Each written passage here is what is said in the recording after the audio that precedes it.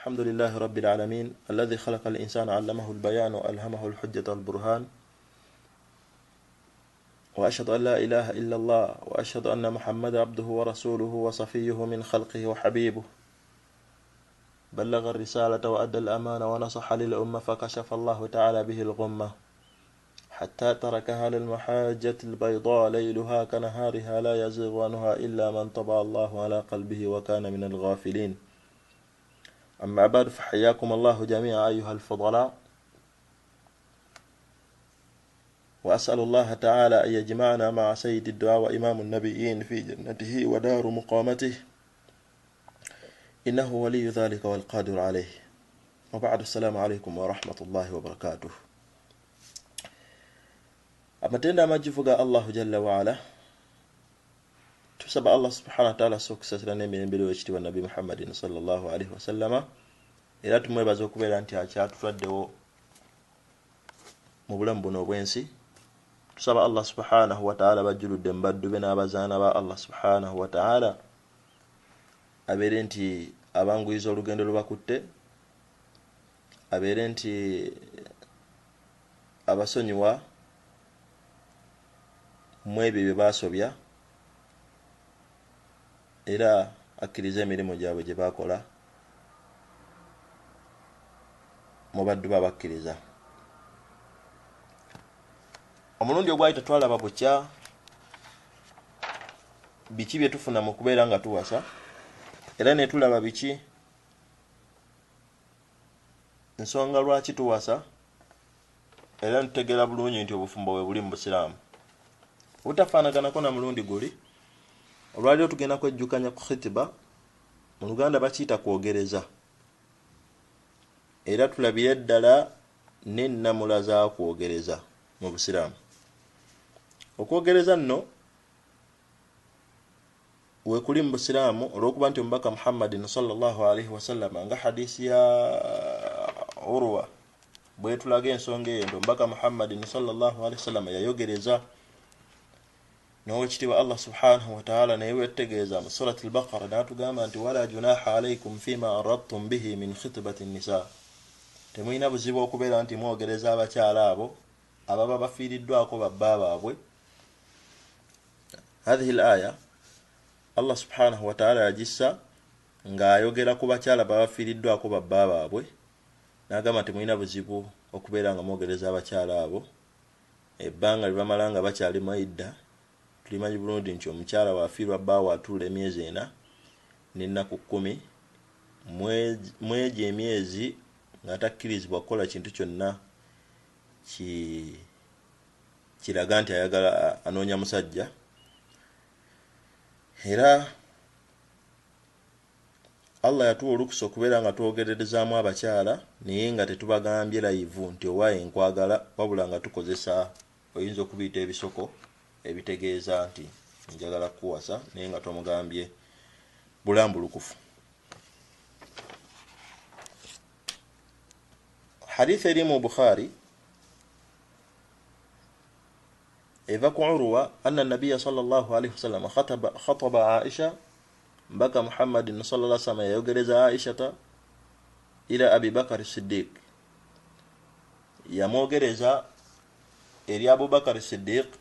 فقال له أبو بكر نام الدمو ويكتب النبي محمد صلى الله عليه وسلم نام قامت إنما أنا أخوك، نام قامت منان ينزين مغاندا و.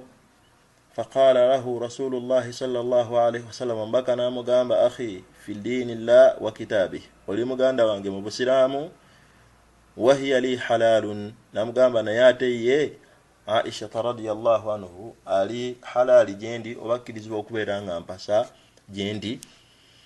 Emu kubetuiga mu hadithi mbaka Muhammadin sallallahu alaihi wasallam ekisooka nti yayogereza Aisha okuva eri taata we, naffe tulina kwogereza nga twogereza omuntu okuva eri taata we so si ku muntu mulala.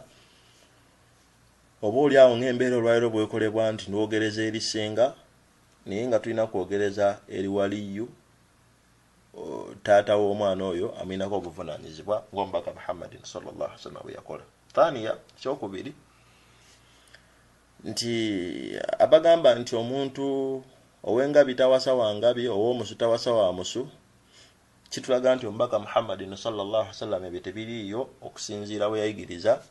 Bwolaba Abubakar Siddiq radiyallahu anhu yamugamba nti innama ana akhuka, munenze ndi muganda wo. Olwokuba nti omubaka Muhammadin sallallahu alaihi wasallam bawangala na Abubakar Siddiq radiyallahu anhu ne bafuuka kumpi nga ba luganda. Naam, ekyokubiri kumpi baali benkana n'emyaka. Omubaka Muhammadin sallallahu alaihi wasallam ali asingako Abubakar kitono ddala. Kati olwokuba nti omukwano ogwali wakati waabwe n'embeera gye bawangalangamu, Abubakar kwe kumugamba nti innama ana akhuka, nze ndi muganda wo. Faqala lahu Rasulullah sallallahu alaihi wasallam, Abubakar n'amuddamu n'amugamba nti akhi fi dinillah wa kitabihi, oli muganda wange mu ddiini y'Obusiraamu era ekitugatta kyekyo ky'okubeera nti tuli Basiraamu. Wahiya halalun, naye ate Abubakar Aisha radhiyallahu anha jendi ali halali, nzikirizibwa okubeera nga muwasa. Era mu nsonga y'emu, ensonga y'okubeera nga twogerezebwa okwogereza kikkirizibwa mu Busiraamu omuntu okubeera okutuma omuntu okwogerereza. Olwokuba nti omubaka Muhammadin sallallahu alaihi wasallam hadithi nga wetulaga ngeva Muslim ya Salama agamba nti qalat, yagamba nti lamma mata Abu Salama, tata w'abaana bange wamala okufa ayitibwa Abu Salama, arsala ilayya an-nabiy Muhammadin sallallahu alaihi wasallam, omubaka Muhammadin sallallahu alaihi wasallam yantumira omubaka, ningo omubaka teyali mulala yayitibwa Hatib ibn Abi Balta'a, sahaba yajjukibwa nnyo, y'omu ku bashahada Badri. Ekyokubiri sahaba yayitibwa Hatib ibn Abi Balta'a, y'omu ku bawandiika ebbaluwa ng'egenda eri abakuraishi b'e Makka ng'abategeeza okujja kw'omubaka Muhammadin sallallahu alaihi wasallam. Era nizaa yaliwaawo hatta okutuusa Umar ibn al-Khattab radiyallahu anhu bwe yagala okubeera nti amutemako omutwe. Era y'omu ku baavaako okukka kwa aya eri mu surati al-Mumtahina, aya esooka. Nabwe kityo sahaba oyo Nabi Muhammadin sallallahu alaihi wasallam yamutumira eri Salama yakhtibni lah, abeere nti amukola ki, amwogereza, naye nga amwogereza omubaka Muhammadin sallallahu alaihi wasallam. Ekiraga nti kikkirizibwa omuntu okubeera nti oyogereza omukazi naye nga otumyeyo omuntu. Era okukkirizibwa okwogerezebwa kuno tekitegeeza ndagaano ya bufumbo ng'abamu bwe batera okubeera nti bakola. Bwamala okwogereza omukyala ne batandika okugenda, omukyala n'agenda ew'omusajja n'ebifaanaganako bwe bityo, n'ayuza engoye n'akola ki, n'amala n'adda ewaka. Ebintu ebyo nno biba tebikkirizibwa mu Busiraamu, olwokuba nti omubaka Muhammadin sallallahu alaihi wasallam atugamba mu hadisi kama sahahu Sheikh Nasiruddin Albani, la nikahu illa biwali. Ekyokubiri nti okwogereza kuno kuteekeddwa okubeera nga tekuliimu kintu kyonna kikontana n'amateeka ga Busiraamu mu mbeera yonna. Ekirala nti omuntu okwogereza omukyala ateekeddwa okubeera nga tewaliyo muntu yamusookayo, alla yasbiquhu ghayruhu, nga tewaliwo omuntu mulala yakusooka ku mukyala oyo kumwogereza. Olwokuba nti omubaka Muhammadin sallallahu alaihi wasallam yagamba nti la yakhtubu ahadukum ala khitbati akhihi, tayogerezanga omukyala oyo yenna nga waliwo yamusookayo oba mu kwogereza kwa muganda we. Nabwe kityo tekikkirizibwa era kiziyizibwa okubeera nti omusajja ayogereza omukyala nga waliyo omusajja omulala yasooka okwogereza, ng'ate tannaba kubeera nga afuna jawabu okuva eri omukyala nti amukkiriza oba amuganye. Waliwo obulombolombo obugobererwa omuntu okubeera nti ku mukyala gw'aba agenda okwogereza, ng'ekisooka bwe bulungi, naye ng'obulungi obwo bulabwako nga bw'olaba omukyala okubeera nti omulaba efeesi ye nga nnungi n'omulaba enkula ye nga nnungi, okusinziira gwe ky'oba oyagala. Kamu kalombolombo akasooka kayite jamaalul hissi, olw'okubanga nti buli omukyala lwabeera nti mulungi nga bw'omutunulako otebenkera, omutima gwo ne gutebenkera, ye ensonga lwaki Allah subhanahu wa ta'ala aterawo abakyala abo, olw'okuba nti yagamba nti wa min ayatihi an khalaqa lakum min anfusikum azwaja litaskunu ilayha, waja'ala bainakum mawaddata wa rahma nti abakyala tutebenkerera gye bali nabo kiti okuwasa omukyala ate nga takutebenkeza butuufu kiba kikhalafa kiba kyawukanira ddala n'amateeka olw'ensonga nti olina kuwasa mukyala oyo gw'osiimye era gw'olaba nti akusanyusa kyovala nti ensonga y'okuwasa eno teriimu byansiimira wabula omuntu ateekeddwa okubeera nga yeesiimidde olw'okuba nti bagenda kutambulira mu mbeera eno okutuusa Allah subhanahu wa ta'ala wagenda okubajjulula. Ensonga y'okubiri oba obulombolombo bw'omukyala gw'ogenda okwogereza buggweera mu nsonga zino ebbiri kye bayita jamaalul hissi ne jamaalul ma'nawi n'obulungi obwa buyita obutalabwako okugeza wabula nga osobola okubutegeera okusinziira ku muntu engeri gy'omulabamu. Obulombolombo buno nga bwolaba eddiini nti omukyala ateekeddwa okubeera nga gwoyogereza dhu khuluqin wa diinin nga mukyala alina eddiini ate nga n'empisa ze ennungi olw'okuba nti omubaka Muhammadin sallallahu alaihi wasallam yatugamba oluvannyuma lw'okubeera nti yabuuzibwa nti ayu nisaa'u khayrun mukyala kyasinga okubeera omulungi omuntu gwe yali wasizza omubaka Muhammadin sallallahu alaihi wasallam fa ajaba kama ruyan Ahmad wa Nasa'i nagamba nti allati tasurruhu idha nadhara oyo gwotunulako n'owulira ng'essanyu likubuganye. Ekyokubiri watutiyahu idha amara nga singa oba olagidde omulimu omukyalo oyo akola bukozi wala tukhalifuhu fi nafsiha nga n'omutima gwe gubeera abeera naawe yani buli wonna waabeera abaakulowoozaako era nga akujjukira mu birowoozo bye nga tomuvaamu. Kitegeeza nti yustahabbu an takuna waduda omukyalo yateekeddwa okubeera nti azaala. Ekyokubiri betwabiraba mu mulundi guli ogwayita era ateekeddwa okubeera nga waluda.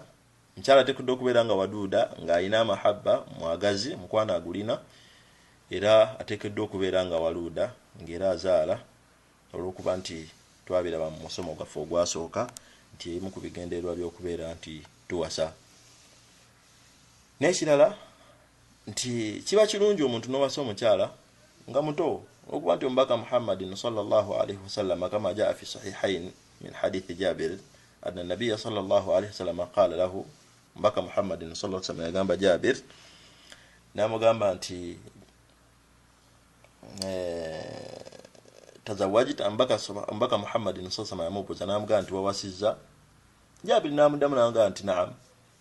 Baka namugamba nti bikran am thayiba wawasizza mukyala muto oba wawasizza mukyala afumbyeko oba akuzeeko. Qult Jabir atunyumizaga ne mugamba bal thayiba munange nawasizza mukyala akuzeeko oba mukyala yafumbirwako.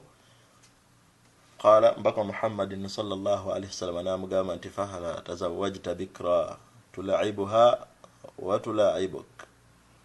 Baka namugamba nti singa wawasizza mukyala bikira olw'okuba nti omukyala ali bikira oba embeerera oba muyita atafumbirwangako omuzannyisa naye n'akuzannyisa yani mubeera mu mbeera ebanga ya kito.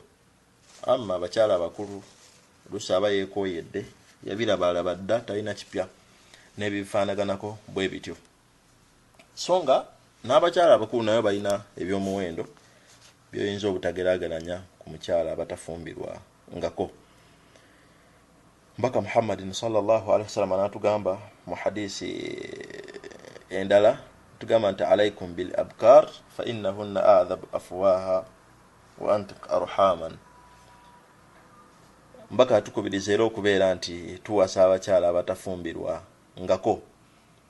Kitegeeza nti abakyala bali abalala batafumbirwa abafumbirwako tekitegeeza nti tebakkirizibwa kubeera nti bawasa wabula atawasizza bikira ate oba oli awo ayinza okunyumirwa nnyo omuzannyo ogwo okusinga kw'oli awasizza thayiba.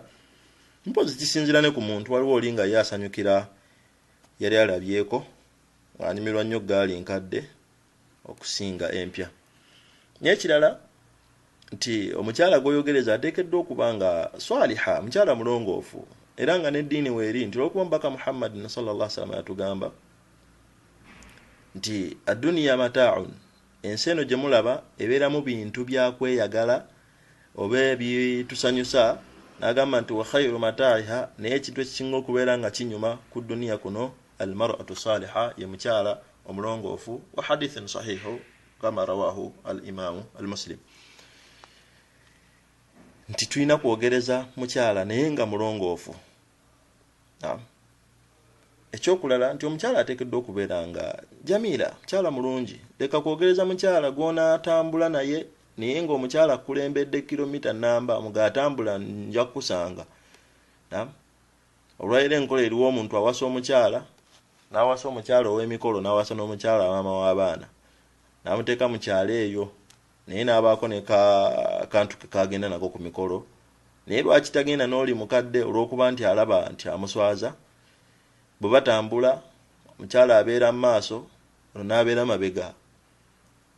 Kitegeera embeera efaanaganako bw'etyo. Naye lwaki? Nti yawasa omukyala oba oli awo gwalaba nti mutuufu si mulungi, atamusanyusa. Kyova olaba nti omuntu omusanga ne mukyala we n'akugamba mukyala wange wamulabye, naye ng'akugamba omukyala amaze kugenda, n'amugamba nti nno oli gwalabye nno juzi ye mukyala wange. Naye tasobola mukwanjulira nga omulabako awo kuba akimanyi oyinza okumuradda, oyinza okumuddamu n'ogamba nti shekhe gwe wafunayo yoye kamba yakusingira mu bangi. Kyova olaba nti aba asobola okumwanjula n'ebifaanaganako bwe bityo. Kati kiteekeddwa kirungi omuntu okubeera nti awasa omukyala omulungi, olwokuba nti Omubaka Muhammadin sallallahu alaihi wasallam atugamba nti tunkahu almar'a li arba'i, mukyala awasibwa olw'ebintu bina. Ekisooka yagamba nti limaaliha, omukyala osobola okumuwasa olw'essente z'alina. Mukyala ssente mugagga, mukyala mugagga n'ogamba nti akamuwasa olw'essente. Ekyokubiri lihasabiha, ekika kyo oyinza okutunula famire ye ng'olaba waava masha Allah bismillah, nga mukyala famire nnungi. Wali jamaliha, n'obulungi bwe n'omuwasa olw'okuba nti mukyala mubalagavu, tajja kuswaza ku mikolo, ajja genda mu kuziika agende n'ebifaanaganako bwe bityo nga oli musanyufu era omwanjule ne mu bantu.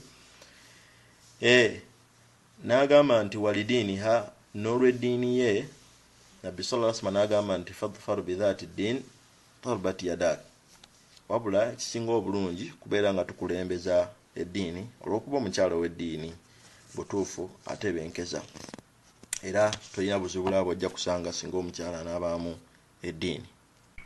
Ekirala nti omukyala ateekeddwa okubeera nga multazima, nga mukyala munywevu nnyo bitaalimi al-Islam, okubeera nti ayiga obusiraamu bwe, era ayige ne aqida tawhid omulungi, kiyite okusinza Allah subhanahu wa ta'ala mu nsinza entuufu etaliimu bulema bwonna.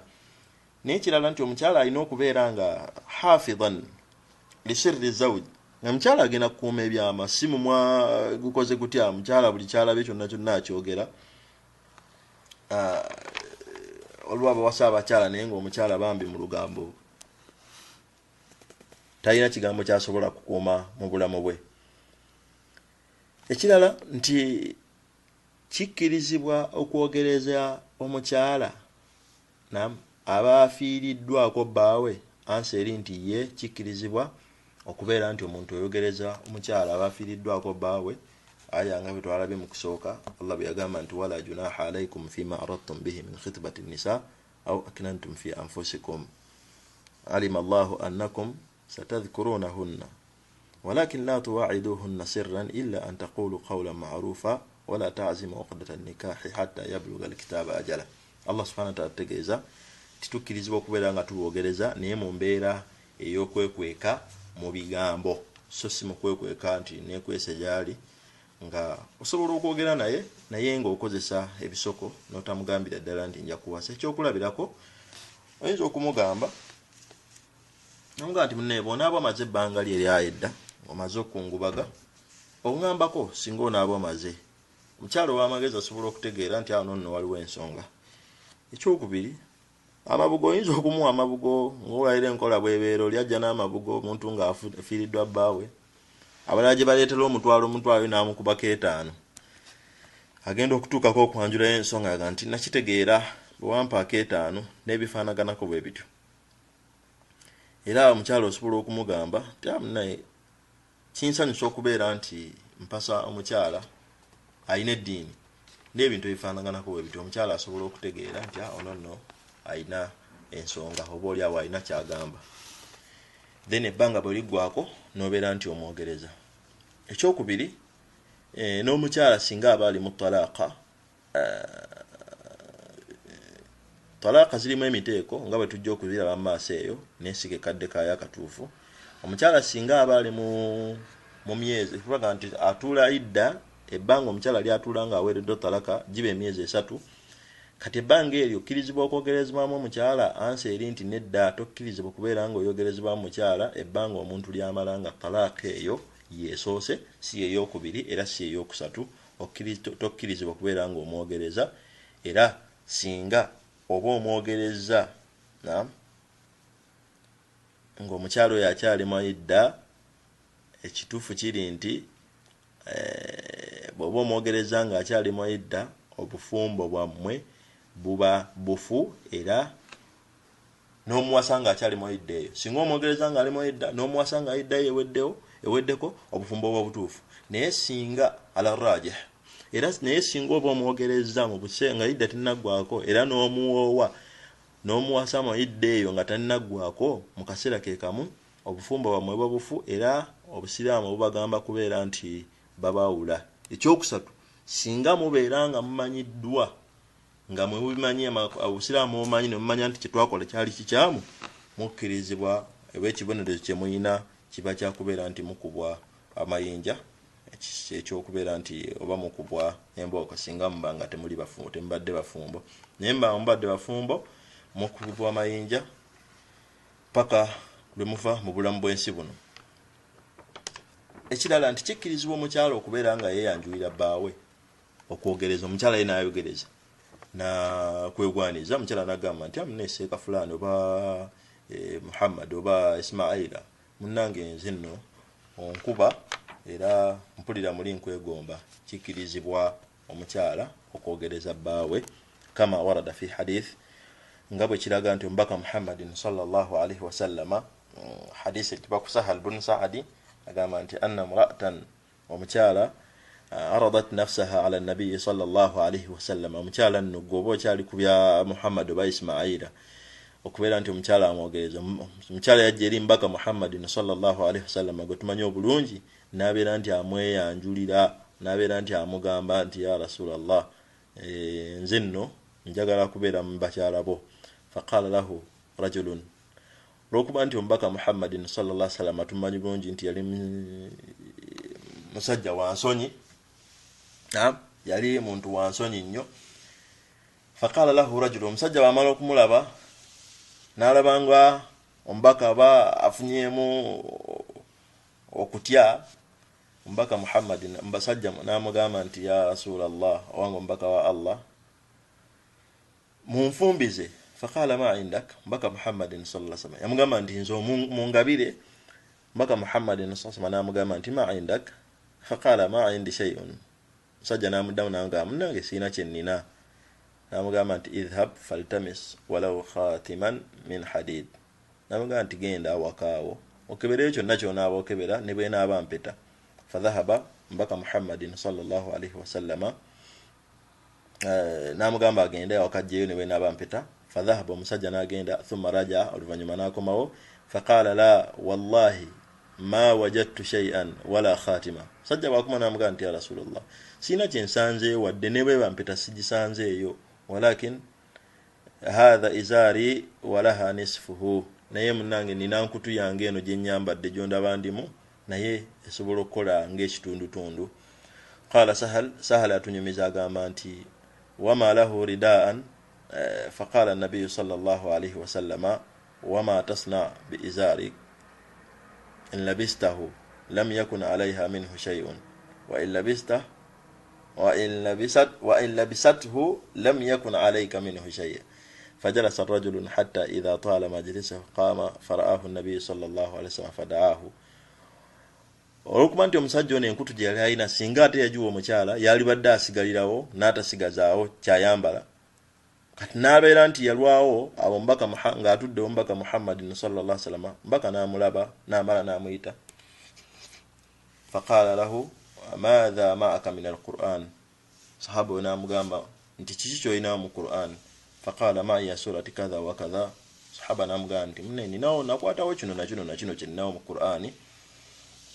Faqala an-nabiy sallallahu alaihi wasallam mbaka Muhammadin sallallahu alaihi wasallam n'amugamba nti amlikna nagambaka Muhammadin sallallahu alaihi wasallam n'amugamba nti amlikna kiha bima ma'aka min al-Qur'an. N'amugamba nti omukyala yobeera nti omutwala n'ekyo ky'olinawo mu Qur'ani, beera nti omuwasa oba amahale g'oba omuwa omuwe kyonna ky'onaaba omuwadde mu Qur'ani. Ekyokubiri nti era kikkirizibwa ku musajja okubeera nti afumbiza muwala we, ayogereza muwala we, kubanga tulaba bw'otunuulira Nabbi Musa alayhi salatu wassalam, omusajja yamugamba nti qala inni uridu an unkihaka ihda ibnatay hatayn ala an ta'jurani 8 hijaj. Tulaba nti awo omusajja oyo yayogereza ayogereza muwala we ng'amwogereza eri Nabbi Musa alayhi salatu wassalam. Ekyokubiri, Abdullah ibn Umar agamba nti atunyumiza, agamba nti anna Umar ibn al-Khattab radiyallahu anhu yayogereza Hafsa oyo tumanyi nti muwala we, n'amwogereza eri Khunais ibn Hudhafa as-Sahmi wa kana min ashabi rasulillahi sallallahu alayhi wasallam.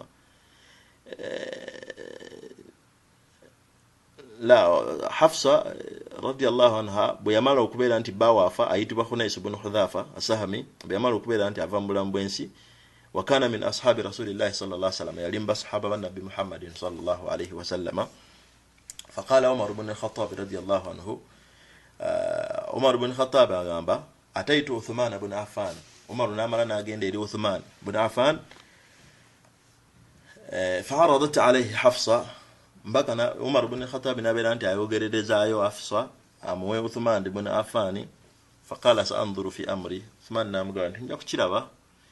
Falabitha layali thumma laqiyani faqala qad bada li alla atazawwaj yawmi hadha. Uthman n'abeera nti yasobola kubeera nti awasa Hafsa. Qala Umar atunyumeza agamba nti falaqaitu Abu Bakr as-Siddiq, oluvannyuma nagenda wa Abu Bakr as-Siddiq faqultu in shi'ta tazawwajtuk, bw'oba tofuddeeyo onyinza okuwa muwala, nsaba nkuwa muwala wange, oba nyinza okuwa muwala wange ayitibwa Hafsa bint Umar. Fasamat Abu Bakr as-Siddiq falam yarju ilayya shay'an. Abu Bakr as-Siddiq, Umar agamba nti Abu Bakr n'asirika teyanzira mu kintu kyonna. Wa kuntu awjada alayhi minni ala Uthman فلبثت ليال ثم خطبها رسول الله صلى الله عليه وسلم. Oluvannyuma waayitawo ebiro omubaka Muhammadin sallallahu alaihi wasallam najja n'ayogereza Hafsa, Umar gwe yagala okuwa Uthmani na Abu Bakr Siddiq radiyallahu anhu, era omubaka Muhammadin sallallahu alaihi wasallam n'abeera nti Umar yamufumbiza fa ankahtuha iyyahu, n'abeera nti yamugabira. Oluvannyuma waayitawo akaseera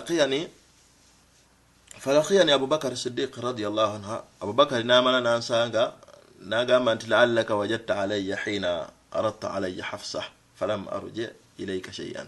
Ati boli awafunyemu obuzibu okubeera nti saakuzeemu. N'agamba qala Umar qultu na'am, anti bwekiri. Qala Abu Bakr n'amugamba nti fa innahu lam yamna'ni an arja ilayka fima aradta alayya, sina nsonga lwaki saakuzeemu illa inni kuntu alimtu anna rasulallahi sallallahu alaihi wasallam, olwokuba nti nabayi nkitegedde nti mbaka Muhammadin sallallahu alaihi wasallam qad dhakaraha, yakyogerako nti agenda kubeera nti ayogereza Hafsa bint Umar. Falam akun li afsha sirri rasulillahi sallallahu alaihi wasallam, nesaagala kubeera nti nsaasanya oba njogera ekyama ky'omubaka Muhammadin sallallahu alaihi wasallam. Nabwe kito kiraba nti omuntu akkirizibwa okwogerereza mwana we eri omuntu nga taata w'obwana agenda n'akogereza Muhammad oba Ismail abaani n'abafaanagana namutegeeza nti njagala kuwa muwala wange kikkirizibwa era tekirina buzibu mu kwogereza omukyala. Nabwe kityo tulaba nti bw'abanga